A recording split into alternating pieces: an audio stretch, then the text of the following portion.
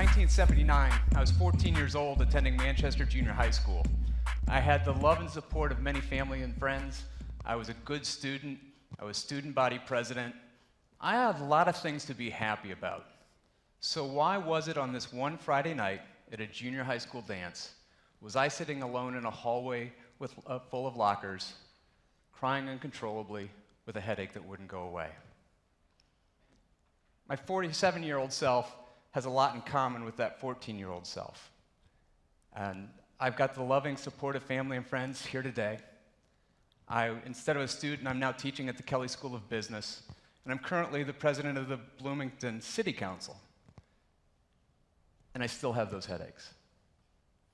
What I want to talk to you about today are what's happened over those intervening 33 years, and how really the transformative power of talk helped me understand and how to manage living with depression, and how through that power of talk, it's helped others as well. Now go back to my 14-year-old self sitting in that hallway. All I had and understood was the physiological symptoms that were going on in my body. And then after going to doctors and having tests, I learned a vocabulary of headaches, cluster headaches, migraines, and that's the prism from which I saw my world. But over 5 years later, sitting in a college classroom, an introductory to psychology classroom, a professor put a transparency on the overhead and started unveiling a list. And I saw myself in those words. And that was a list of the symptoms of depression. So suddenly, I've got a vocabulary from which I can better understand my life up to that moment, but unfortunately, it was a vocabulary I couldn't use. Because I was a young male, brought up in a culture that was taught that if you express emotion, if you express feeling, and certainly if you express that you have depression, it's an expression of vulnerability that's treated as weakness, it's treated as a stigma. And I built up a wall of silence, and I'd never used that vocabulary. But you know, that wall helped me over the subsequent 20 years because I was able to wall off those cycles of depression, but I could step out in front of that wall and put on a performance that's allowed me to graduate from college, go to grad school, get married, get a job, get a divorce, finish grad school, get remarried, and live a wonderful life here in Bloomington. But there's a point in time when everything that's going on behind that wall is going to break. And my break happened about 10 years ago. All of those cycles were going on. The pressures of jobs. I took on a new job hosting a daily talk radio show, and I had family, financial pressures, security pressures, all of those things, and it created a moment where I entered a depressive cycle that I didn't know I had entered. And I was at the bottom. Let me tell you what that bottom feels like, because it's a toxic mess of blackness. Your body feels heavy, like you can't move. Your brain feels like it's full of mud, and you're trying to think of ideas and express words, and they just won't come. You're walking through life, and you feel like you want to cry, but you have no idea why. And in that process, I put on 70 pounds because of the apathy and that had gone on because of that depression. Now, I was able to perform out in front of that wall, and I performed in front of many of you. And you didn't know what was going on with these cycles that I was at the bottom of. And I was performing for you. And that performance took a lot of energy to be on. And when I went home, I told my family I needed to decompress. What I was really saying is, I need to shut down. And I'd walk up the stairs, I'd either go to my bedroom or I'd go to my office, and I'd shut the door, and I was literally shutting out my family and my friends. And I did that for 3 years. Now, I don't know what it was that triggered the moment that I decided to talk, but I talked. I went to my doctor, and I started to talk to him, and he asked me a question that I almost got out of, because he said, "Have you ever been diagnosed with depression?" And what went through my brain was, diagnosed? No.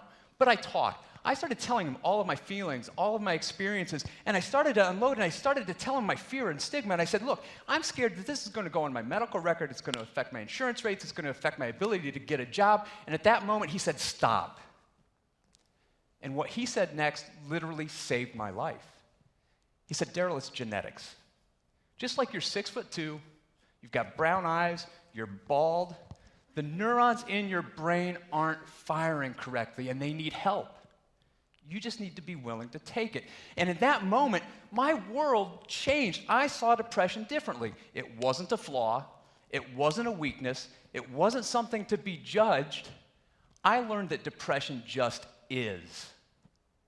And through talk with my doctors, developed a strategy that included talk. It included med management. And it included a change of diet where now I'm largely a vegan lifestyle, eating leafy greens, fruits and vegetables, and a commitment to exercise. Those 4 things helped me. And in that process, I started to learn to listen to my body. And I can tell when a depressive cycle is going to start. And it starts with that headache that begins right here. The difference between those 33 years, and actually I'd say the difference in the last 7 years, is that I know when a cycle begins that everything's going to be okay when I come out the other side. And that power of talk helped me realize that maybe talking to others about my story may help them. And I took a risk and decided to do a radio program about mental health issues. We scheduled Jane Pauley to come on to talk about bipolar disorders. We talked to one of the owners of the Houston Texans to talk about his life as an oil executive living with depression. And I brought my doctors on, and we talked about my case. Now, you know talk radio, right? You go to the phones, it's antagonistic, it's debate, and you never know what you're going to get. But what happened was nothing short of miraculous. Because when we went to the phones, we started to hear people that I used to debate with telling their stories. They were talking about their mothers, their friends, their brothers, their sisters, their successes, their failures. And what was even more powerful to me were the moment when people were calling in and they were saying that they were viewing depression differently because of the narratives that other people were sharing. Now, that's why I'm here today. Because this is the second time that I've told my story publicly. And my hope is that this story will help others in several ways. And one is that, look, I represent 1 in 4 men who will suffer from clinical depression in their lifetime. But I'm a lucky one because only 20% of people suffering from depression will ever seek help.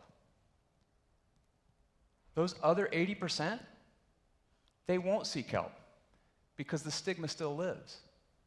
There's no better example than when I told people that I was going to do this TED Talk, that they said, Darryl, you're an elected official. What if your constituents here? Darryl, you're a teacher. What if your students here? And I said, let them listen. Because my hope is, as they listen, they may change their view of what depression is. That people living with depression can be successful family members, can be successful in their career, can be successful in their community. It's just part of who they are. My hope is that if they are listening, they may recognize the narrative in their own story, and they'll start talking and getting the help that they need.